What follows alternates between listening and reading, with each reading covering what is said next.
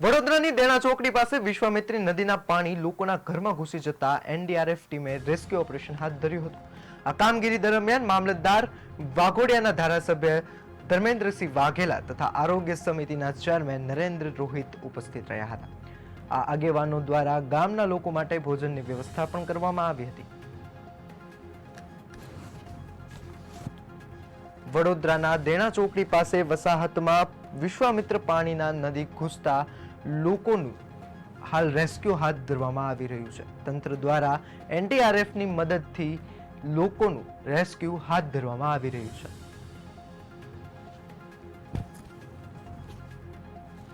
ઉપરવાસમાંથી આજવા સરોવર અને પ્રતાપ સરોવરમાં ઉપરનો વરસાદના કારણે પાણી છોડવાથી આપણા મારા વાઘોડિયા વિધાનસભાના દેણા, કોટાલી, સુખલીપુરા, મહેમાલી અને કોટંબી આ બધા ગામમાં ખૂબ મોટા પ્રમાણમાં પાણી આવવાથી સંપર્ક વિહોણા ગામ થઈ ગયા હતા.